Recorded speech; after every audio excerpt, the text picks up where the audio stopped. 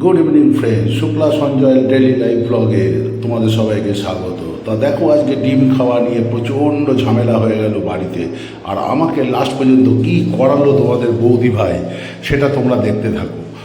So আমি তো ডিমের অমলেট তৈরি করাতে ব্যস্ত, রাতের খাবার সাথে রুটি, ফুলকপি আলু দিয়ে তরকারি, মিষ্টি, স্যালাড, তো খুব ভালো লাগছে। আমি তো একের পর এক ডবল ডিম করে অমলেট বানিয়ে যাচ্ছি বন্ধুরা।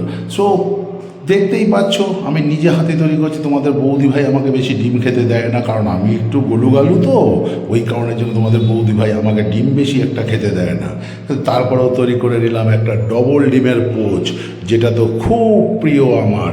তো দেখতেই পাচ্ছ বন্ধুরা, খুব সুন্দর তৈরি হয়েছে। আমি একটু রান্নাবান্না করতে জানি, আর ডিম অমলেট তো এটা তো সবাই পারে, সে এটা নিয়ে কোনো সমস্যার ব্যাপার নেই। যারা মনে করবে ডিম অমলেট তৈরি করবে, নিমেষের মধ্যে তৈরি করে নিতে পারে। সো দেখতে থাকো বন্ধুরা, লাস্ট অবধি আমাকে কি অবস্থায় নিয়ে যায়। কারণ তোমাদের বৌদিভাই বলেছে ডিমের অমলেট কিন্তু করবে না, তাহলে কিন্তু প্রচুর খারাপ হয়ে যাবে। কিন্তু আমি তো বন্ধুরা সোনার পাত্র নই, আমি তো ডিমের অমলেট তৈরি করেই ছাড়লাম, এবং খুব ভালোভাবে ডিমের অমলেটটাকে তৈরি করে নিলাম। এপাশ ওপাশ করে নুন ছিটিয়ে খুব সুন্দর তৈরি হলো। দেখছো বন্ধুরা, সুন্দর ভাজা হয়ে গেছে। এরপরে আস্তে আস্তে খাবারের দিকে যাব।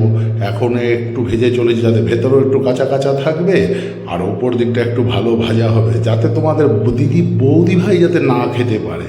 এটা তো আমার প্ল্যান, কারণ তোমাদের বৌদি ভাইকে তো আমি দেবো না। 6টা ডিমের অমলেট করে নিয়েছি বন্ধুরা। সো দেখতেই পাচ্ছ খুব সুন্দর তৈরি হচ্ছে, কড়াইয়ের মধ্যে ফুলে ফেপে উঠেছে ডবল ডিমের পোচ। দেখা যাক খাওয়ার সময় তোমাদের বৌদি ভাই কী পরিস্থিতিতে নিয়ে যায়। আমি তো ছাড়ার পাত্র নই, খেতে বসেছি। দেখো বন্ধু ভাই, এক থালা রুটি, এক থালা ডিমের অমলেট, এক থালা আলু ফুলকপি ভাজা, সাথে রয়েছে স্যালাড। মিষ্টিটা একটু পরে নেব। সো আমি খাওয়া শুরু করছি। কাউকে দেব না, কাউকে দেব না, কারণ খাবারের কোনো ভাগ হয় না। যার যা ইচ্ছা সে সেটা খাবে। আমি তো যখন খাবো তখন তো কোনো কথাই হবে না। সো খেতে খেতে খেতে খেতে তোমাদের বৌদিভাই বলছে, খাচ্ছ খাও, আজকে কিন্তু তোমার অবস্থা খারাপ। সো দেখো বন্ধুরা, লাস্ট অবধি আমার কি অবস্থা হলো।